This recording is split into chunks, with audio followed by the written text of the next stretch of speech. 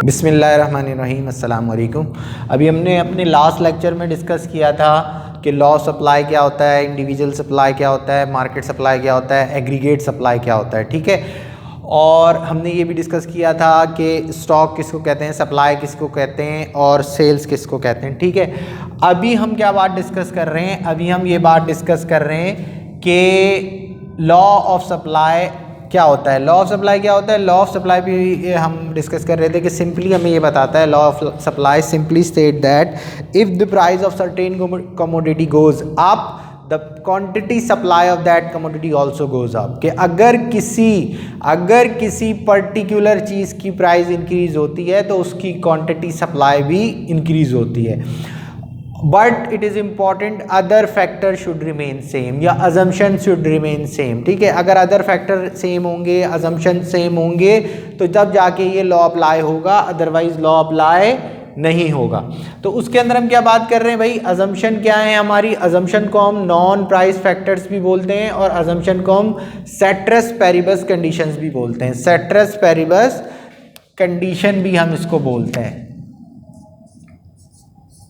Condition, ठीक है जी।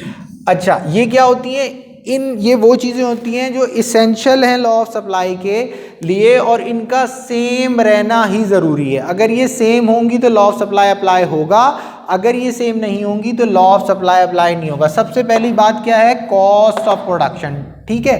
देखिए कॉस्ट ऑफ प्रोडक्शन क्या होता है कि अगर हम कॉस्ट ऑफ प्रोडक्शन की बात करें, कॉस्ट ऑफ प्रोडक्शन क्या होता है, किसी भी चीज़ की कॉस्ट की जब हम बात करें तो इकोनॉमिक्स में कॉस्ट के अंदर क्या चीज़ें, चार चीज़ें इन्वॉल्व होती हैं। एक होता है कॉस्ट के अंदर रेंट, एक होता है वेजेस,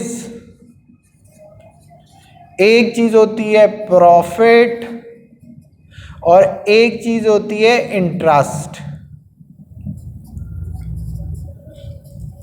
अच्छा,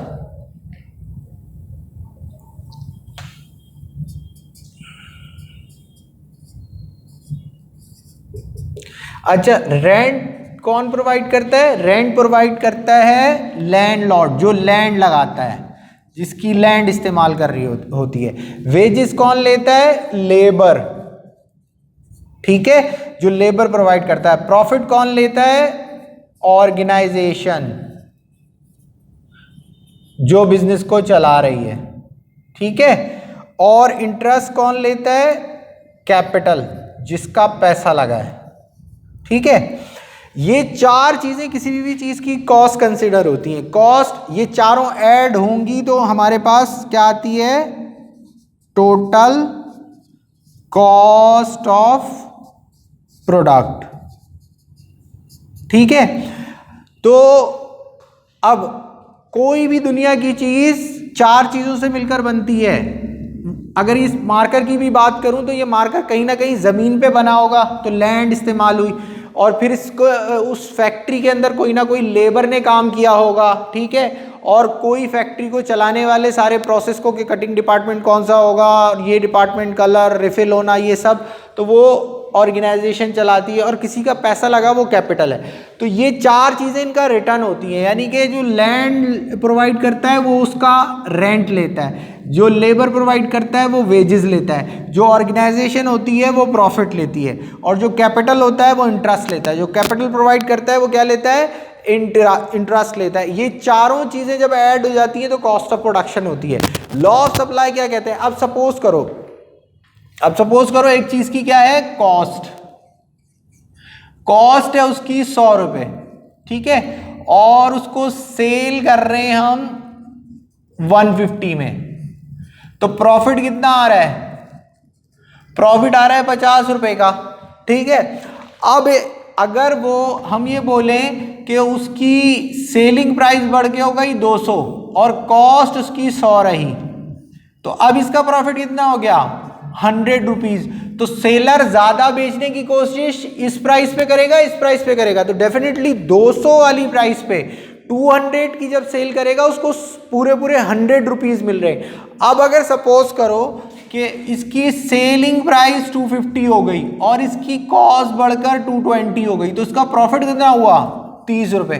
अभी सबसे ज़्यादा सेलिंग प्राइस ये थर्ड वाले में, जहाँ 250 की वो चीज़ को सेल कर रहा है, और सबसे तो मगर फिर भी वो क्या करेगा, इस प्राइस पे मार्केट में नहीं लाएगा, क्योंकि सेलर को प्राइस से कुछ लेना देना नहीं है, सेलर को अपने प्रॉफिट से लेना देना है। इधर उसको 50 रुपये बच रहे थे, इधर उसको 100 रुपये बच रहे थे, और इधर उसको 30 रुपीज़।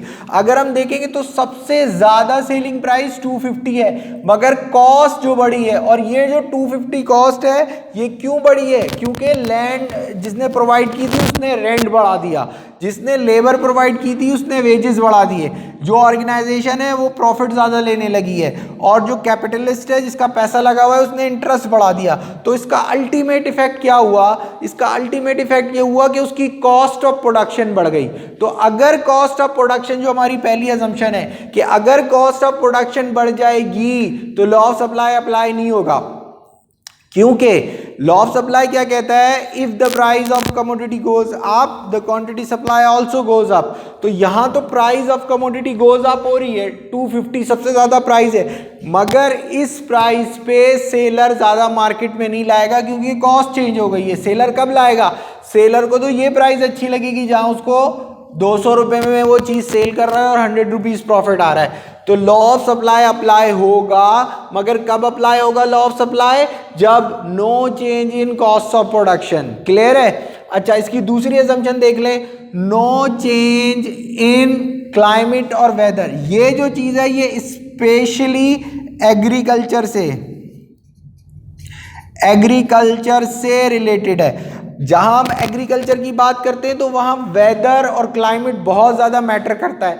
हमारे यहाँ पानी का जो निज़ाम है, जो हमारे नहरी सिस्टम है, जो पानी खेतों में जाता है, वो हमारा इतना स्ट्रॉन्ग नहीं है, ना हमारे पास इतना पानी स्टोरेज होता है, हमारे पास डैम नहीं है। तो हमारे यहाँ ज़्यादातर लोग बारिश पे डिपेंडेंट होते हैं। अगर बारिश ऑन टाइम जब उसकी ज़रूरत होती है, जब ज़्यादा अच्छी हो, तो हमारे यहाँ बम्पर क्रॉप्स होती हैं, यानी कि हमारे यहाँ गंदम ज़्यादा होगी, क्योंकि वो सारी चीज़ें पानी से रिलेटेड हैं। गंदम ज़्यादा होगी, फिर आटा इजीली सप्लाई होगा, फूड आइटम ज़्यादा होंगे, फ्रूट ज़्यादा होंगे, चीनी ज़्यादा अच्छी होगी हमारे।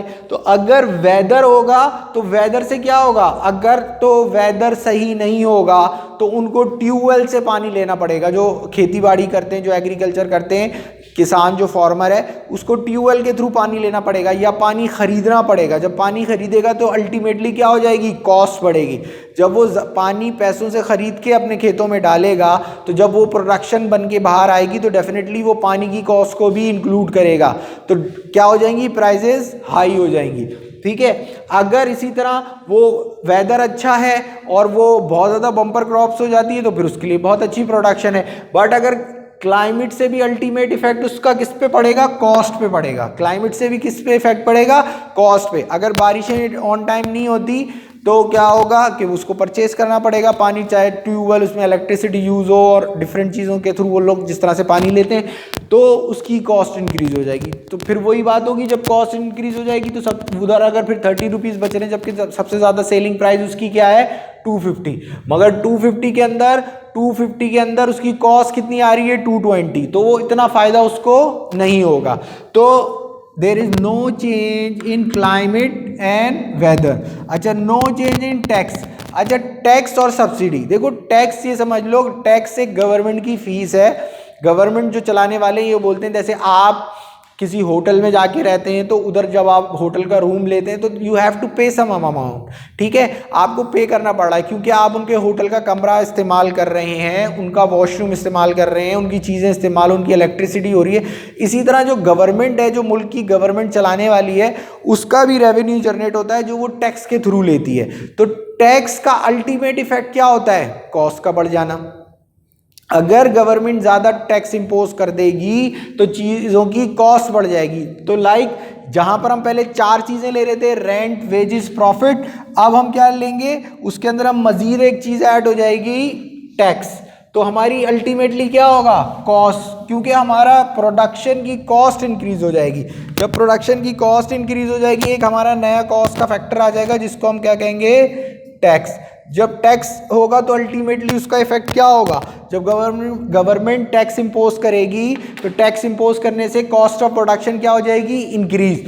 फिर वही बात होगी कि जब वो इस प्राइस पे इवन सेल प्राइस बढ़ भी जाएगी, मगर ये सेल प्राइस इसलिए नहीं बढ़ी कि वो प्रॉफिट जाए, ये सेल प्राइस इसलिए सेलिंग प्राइस बढ़ गई है क्योंकि इसके अंदर टैक्स इंक्लूड हो गया है। तो अगर गवर्नमेंट टैक्स इंपोज कर देगी कोई नया, तो सेलर उसको मार्केट में नहीं लाएगा, क्योंकि सेलर को सिर्फ और सिर्फ अपने प्रॉफिट से लेना देना है। सेलर चाहता है कि वो जो भी चीज़ बेचे, एक चीज़ है वो 200 रुपये की बेच रहा है, उसमें उसको 100 रुपये प्रॉफिट मिल रहा है, सेलर उससे खुश है क्योंकि उसको 50% उसका प्रॉफिट मिल रहा है ना। बट अगर वो चीज़ 250 की सेल कर रहा है और उसकी कॉस्ट 220 आ रही है और उसे 30 रुपये बच रहे हैं, तो इवन सेलिंग प्राइस सबसे ज़्यादा 250 है, बट सेलर मोटिवेट नहीं होगा, सेलर इनकरेज नहीं होगा कि वो सेल करे, क्योंकि वो बोलेगा मैं सेल करूंगा मुझे 30 रुपये बचेंगे, इससे तो बेहतर है मैं 200 रुपये वाली चीज़ सेल करूं जिसके अंदर मुझको कितना बचेगा, 100 रुपये। तो सेलर को सिर्फ अपने प्रॉफिट से लेना देना है। और टैक्स का इम्पैक्ट अल्टीमेटली क्या होता है, टैक्स का इम्पैक्ट ये होता है कि जब टैक्स आप इम्पोज करते हैं तो टैक्स कॉस्ट का पार्ट बन जाता है। तो फिर आपकी कॉस्ट के अंदर रेंट, वेजेस, प्रॉफिट और इंटरेस्ट के अलावा टैक्स भी इंक्लूड होगा, तो अल्टीमेटली क्या होगा, अल्टीमेटली कॉस्ट बढ़ जाएगी। जब कॉस्ट बढ़ जाएगी तो फिर क्या होगा, सेलिंग प्राइस बढ़ेंगी, बट सप्लायर उसको ज़्यादा मार्केट में सप्लाई नहीं करेगा, तो लॉ फेल हो जाएगा। लॉ क्या कहता है, लॉ ऑफ सप्लाई सिंपली हमें ये बताता है if the price of certain commodity goes up, quantity supply is also goes up. But इस केस में नहीं होगा क्योंकि प्राइस ऑफ कमोडिटी तो बढ़ रही है, 250 हो रही है, मगर वो क्वांटिटी सप्लाई नहीं बढ़ाएगा। वो क्वांटिटी सप्लाई क्यों नहीं बढ़ाएगा, क्योंकि उसको प्रॉफिट नहीं मिल रहा। ठीक है जी। अच्छा, नेक्स्ट है टेक्नोलॉजी। देखो टेक्नोलॉजी बहुत ज़्यादा मैटर करती है। जब हम बात करते हैं टेक्नोलॉजी की, तो पहले जो, अगर हम कंप्यूटर की बात करें तो पहले जो कंप्यूटर, जब पेंटियम आया था तो उस वक्त वो 60 हज़ार रुपये का पेंटियम था, वो 80,000 रुपये में मिलता था, बहुत ज़्यादा एक्सपेंसिव था। आज उस पेंटियम को कोई 2,000 रुपये में लेने के तैयार नहीं है। अब आपके आ गए हैं, कोड टू डू आ गया है, और आई सीरीज़ 1 2 3 सो ऑन। तो जब क्या हुआ कि पहले कंप्यूटर, अगर हम देखें जब नया नया कंप्यूटर आया था तो कंप्यूटर की शॉप्स कम थी, ठीक है। जिसके पास भी कंप्यूटर को अगर सही भी कराना होता था उसको सदर जाके किसी मार्केट में दिखाना पड़ता था, फिर कंप्यूटर सही होता था। अब कंप्यूटर की प्राइस कम हो गई है। जैसे ही कंप्यूटर की प्राइस अब क्या है, अब आपको 8-10 हज़ार में कोड टू डू मिल जाता है। पहले आपको 30-35 हज़ार रुपये के अंदर आपको पेंटियम 1 2 मिलता था। तो लॉ सप्लाई तो क्या बोलता है, लॉ सप्लाई ये बोलता है कि प्राइस बढ़ेगी तो सप्लाई बढ़ेगी, मगर यहाँ तो नहीं हो रहा। क्योंकि देखो, अब अगर कंप्यूटर सस्ता है, मगर अब हर इलाके में बहुत सारी कंप्यूटर की शॉप्स खुल गई हैं। छोटे छोटे एरियाज़ में आप जाएंगे, वो कंप्यूटर की शॉप आपको मिल जाएगी जो कीबोर्ड, माउस और सीपीयू बेच रहे होंगे और उनको रिपेयर कर रहे होंगे। तो ये तो बात उल्टी हो गई। लॉ ऑफ सप्लाई क्या बोलता है, प्राइस बढ़ेगी तो सप्लाई बढ़ेगी। यहाँ तो उल्टा हो रहा है, प्राइस कम हो रही है और कंप्यूटर की शॉप और सप्लाई और कंप्यूटर सेलिंग पॉइंट्स जो हैं वो बढ़ रहे हैं। वो क्यों बढ़ रहे हैं, क्योंकि टेक्नोलॉजी चेंज हो गई। जब टेक्नोलॉजी चेंज हो जाएगी तो वो चीप रेट पे आ जाएगी। इवन वो चीप रेट पे आ जाएगी, फिर भी उनको प्रॉफिट बच रहा होगा। जब उनको प्रॉफिट बच रहा होगा तो वो उसको मार्केट में ज़्यादा सेल करने के लिए लाएंगे। तो लॉ ऑफ सप्लाई के लिए क्या ज़रूरी है, लॉ ऑफ सप्लाई के लिए ज़रूरी है कि कॉस्ट ऑफ प्रोडक्शन चेंज ना हो, नो चेंज इन क्लाइमेट और वेदर हो, नो चेंज इन टैक्स हो, और नो चेंज इन टेक्नोलॉजी हो। बात क्लियर है। अच्छा, अब हमने ये डिस्कस कर ली, अब हम ज़रा इसका ग्राफ डिस्कस कर लेते हैं।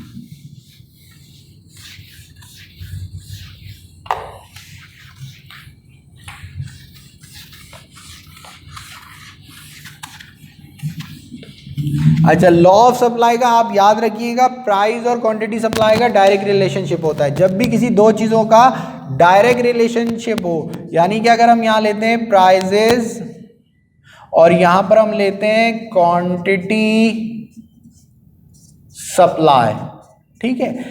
अब हम 10 20 30 40 सिंपल सी प्राइस लो। जब ये था तो 50 थी सप्लाई, जब प्राइस इंक्रीज हुई तो सप्लाई भी इंक्रीज होगी, 100 हो गई, ये 150 हो गई, ये 200 हो गई, ठीक है। सिंपल सा आपको ग्राफ ड्रॉ करना है। ग्राफ क्या ड्रॉ करना है आपको, ये हमारा y एक्सिस होता है, ये हमारा x एक्सिस होता है,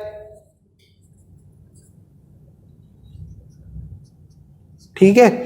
पहले भी हमने ग्राफ ड्रॉ किए थे। आपको सिर्फ ये समझना है कि इस एक्सिस पे हम प्राइस को लेते हैं, इस एक्सिस पे हम क्वांटिटी सप्लाई को लेते हैं, ठीक है। आपने 4 कॉम्बिनेशन लिए हैं तो आपको इसको इक्वल जगह से 4 जगह से मार्क कर दें। इधर भी आप 4 जगह से इसको मार्क कर दो। लोअर से अपर को जाते हैं। सबसे पहले 10, 20, 30, 40, यहां पर आ जाओ 50, 100, 150, 200, ठीक है। सिंपल सा आपका ग्राफ ड्रॉ हो रहा है। अब आप क्या देखेंगे 10 पर 50 है, ये प्राइस 10 है, ये 50 है, एक डॉट यहाँ लगा दे। 20 पर 100 है, उसके बाद 30 पर 150 है, उसके बाद 40 पर 200 है, ठीक है। इन सबको अगर हम ज्वाइन करेंगे तो एक अपवर्ड स्लोपिंग बन जाएगा। अपवर्ड स्लोपिंग, जो अपवर्ड स्लोपिंग ग्राफ है वो हमारा बन जाएगा। ये याद रखना कि हमेशा जब दो चीज़ों के दरमियान डायरेक्ट रिलेशनशिप होता है तो क्या होता है, अपवर्ड स्लोपिंग ग्राफ बनता है। जब भी दो चीज़ों के दरमियान डायरेक्ट रिलेशनशिप होता है तो क्या बनता है, अपवर्ड स्लोपिंग ग्राफ बनता है, ठीक है। अभी तो हमने देखा कि हमने इसको इस तरह से बनाया है। अगर हम इसको अपोजिट कम भी दोनों को साथ करें तब भी ग्राफ पे कोई असर नहीं पड़ेगा, ठीक है। अभी हमने क्या करा था, अब हम करते हैं यहाँ पर कि प्राइस हमारी थी 40 और जब 40 थी तो ये क्या था 200, 30, 20, 10, तो ये कितना हो जाएगा 200 से 150, 100 और 50, ठीक है। हम इसका यहाँ ग्राफ ड्रॉ करें मगर ग्राफ के अंदर कोई चेंज नहीं आएगा। एक्स एक्सिस है, वाई एक्सिस है, यहाँ पर हम प्राइजेस को लेते हैं, यहाँ 0, यहाँ क्वांटिटी सप्लाई लेते हैं। अगर हम 4 जगह से इसको मार्क करें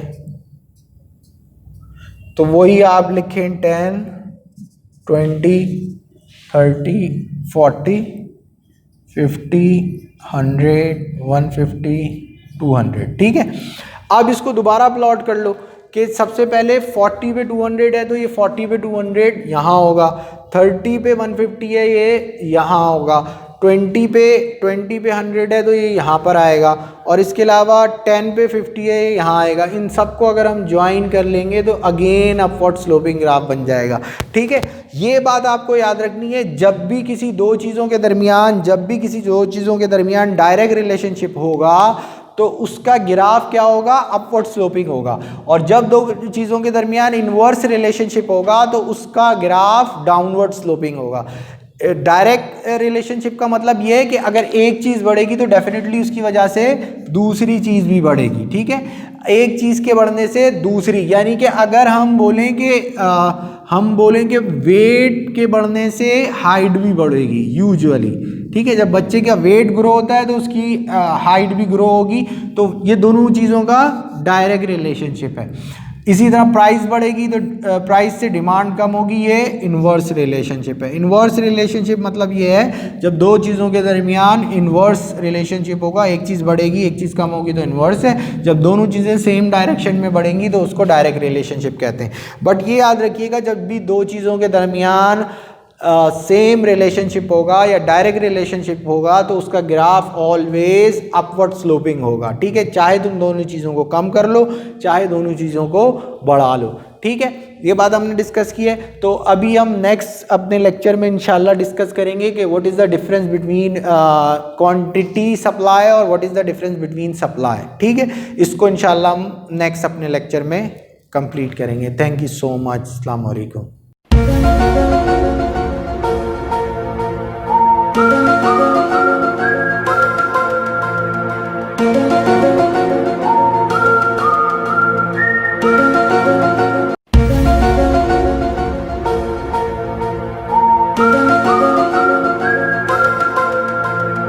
Thank you.